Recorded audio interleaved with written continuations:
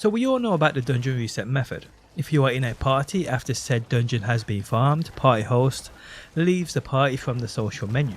He then spawns outside of the dungeon. He invites his pals back into his party. You then re-enter the dungeon. Everything will have respawned. Solo players, after you have farmed the dungeon, you simply leave the dungeon, then you quit out to the main menu, load back into the game and re-enter the dungeon. All enemies will have reset. But guys, there's a new method for solo players, meaning they don't have to quit out to the main menu to farm said dungeons. You just simply leave the dungeon and re-enter it and everything will have respawned. So to do this guys, you need to have a nightmare sigil. Anyone, it does not matter. Then you need to use said nightmare sigil. Then go to said nightmare dungeon and complete the very first objective, whatever that may be. Once you have completed it, the objective on your screen will change. When this happens guys, you can now farm any other normal dungeon in the game without ever having to quit out to the main menu to reset the dungeon farm. So if you plan on farming for a few hours, this will save you a ton of time. It also doesn't reset those XP potions. So yes, after the Nightmare Dungeon first part objective process has been done, go farm your favourite dungeon. So farm the entire thing or just part of it. Then leave the dungeon as normal. If you play on console, press either up on your D-pad and then go to leave dungeon, or just bring up your map and simply leave dungeon via this way. Then guys, once you're outside of the dungeon, walk back in and you'll notice all enemies will have respawned. Okay, so next up guys, much like the last strat, farming nightmare dungeons. This is pretty crazy. It's easily the quickest way to earn XP in this game as of right now. This means you can farm nightmare dungeons for those increased XP gains. Now what I recommend for this one is you using a sigil which will make said nightmare dungeon 2 or 3 levels above you. Now the Oculist allows you to craft them, but to know which ones you need is a little bit tricky and you will have to use that quick maths. So tier 1s I believe are between level 50 to 53 enemies which will be in said nightmare dungeon. Tier 10s I believe will be around a level 60 to 63 or 4. So yes, work it out guys, my name isn't Carol Vorderman, I am rubbish at maths. But you want a dungeon to be at least 2 or 3 levels above you, which is the best way of earning quick XP because enemies won't be too hard either. So once you have a sigil in your possession, use said sigil that spawns in that nightmare dungeon. Then simply guys, go to that nightmare dungeon which will appear on your map. Once you are here, enter the nightmare dungeon. Once you are inside, simply leave the dungeon door the way you just come in. Then guys, you need to go to any other normal dungeon on the map. It doesn't matter what one it is. Go inside any other dungeon. Once you're inside, you need to complete the first objective, whatever that may be. Do it so the objective on your screen changes, and from here guys, head back to that nightmare dungeon. From here guys, you can farm this dungeon and earn infinite XP and loot, but there are only 2 rules. You cannot fully complete the dungeon, nor can you quit out to the main menu. Doing either will break the cycle, so if I were you, farm up until the last boss, then leave and re-enter. If there's no boss, don't fully complete said objective. But yes, doing this guys will level you up much faster than any other strat at the moment. It is pretty crazy. Again, you can just simply exit the dungeon. Once you re-enter the nightmare dungeon, everything will have respawned. Craziness guys.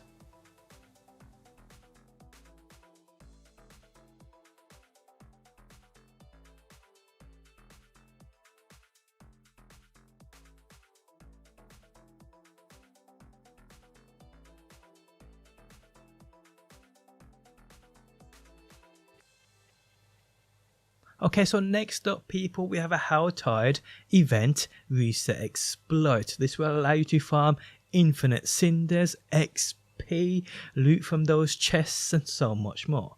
So this is how this works.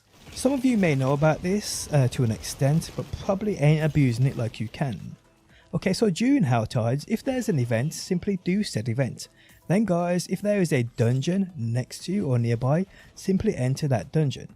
Wait between 5 and 10 seconds, then simply leave. If you do, 9 times out of 10 there will be another event here for you. This is because I believe it loads you back into another instance, and if said event hasn't been done, or it's in the progress of being done, you can simply join in, slay enemies and earn loot, and a ton of cinders at the same time, which will obviously allow you to open those chests, get that precious loot.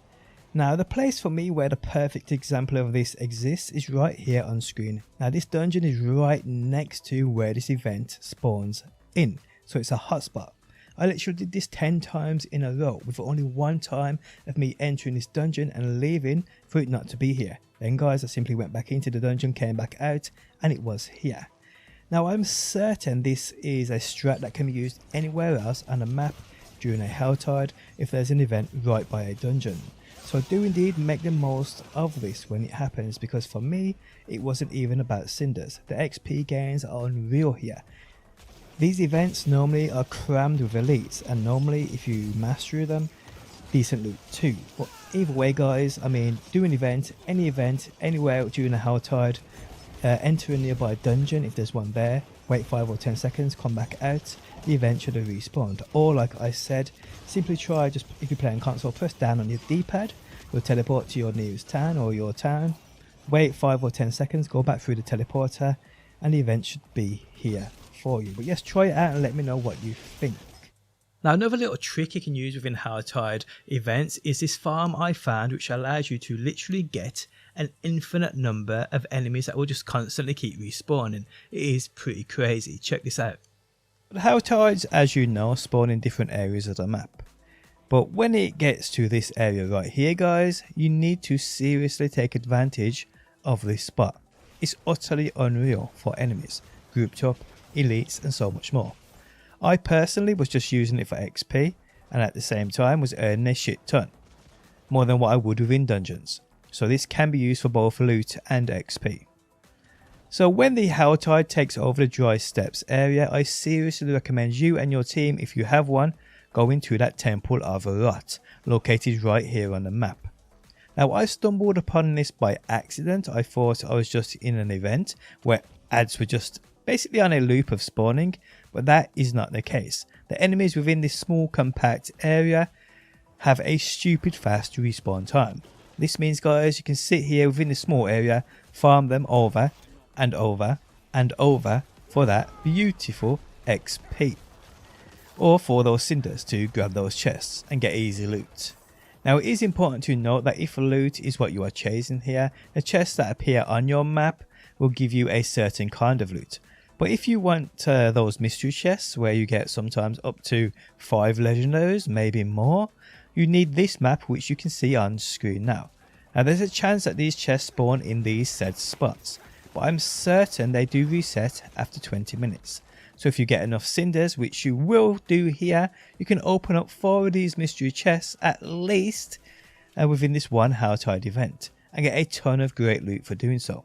But that's up to you. All I know is I farmed this spot non-stop for about 30 minutes. I easily got over 500 cinders and not even being efficient about it. And literally guys, just run in small circles and enemies seem to just reappear.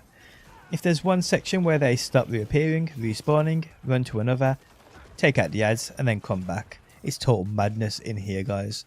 Next up guys, we have an infinite event farm. This will allow you to farm obols and everything else you can get from those event chests. This will allow you to farm loot, XP, obols, and you can do this event over and over and over again. So this is how this works, and it's quite simple. This area on the map right here guys, within dry steppes, 9 times out of 10 has an event going on here. If you come here, complete the event, then press down on your D-pad and travel to your local town, wait 5 to 10 seconds, then travel back, the event will have respawned for you to rinse and repeat the farm. I did this for an hour straight guys, and in only one instance it didn't work. What I did then was I simply went back to town via my fast travel, via my teleporter, and simply come back and the event was here.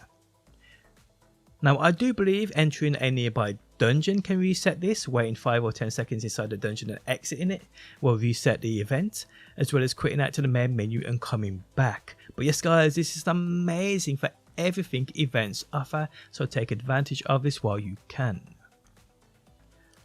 Okay, so lastly guys, it's a neat little trick in regards to upgrading aspects before applying them elsewhere. So there are certain aspects you can upgrade. Anything number based like this one will work. Percentage based ones and those ones that are time based will not work. So the trick here is, and well the mistake people are making is, when you get a legendary piece and it has a decent aspect on it, most people extract the aspect straight away then store it for later. Well, that's a mistake, because if you upgrade the item the aspect is on at the blacksmith before extracting the aspect will then be a higher level and offer more when it comes to imprinting it on another piece. So if you have a number based aspect on a legendary which you want on another piece, or you want to save for later, make sure you upgrade the said legendaries on before extracting it, because if you extract it then apply it to another piece, when it comes to upgrading that piece via the blacksmith, the aspect on that piece will not upgrade it. So yes guys, if you have that drop, if you have that legendary, upgrade said aspect before extracting it, then stash it. But there we have it guys, 5+ glitches, exploits, tips and tricks for Diablo 4. Guys, if you enjoyed the video, leaving a like really helps out. If you like what you see and want to see more, be sure to subscribe, and hopefully guys, I will see you on that next.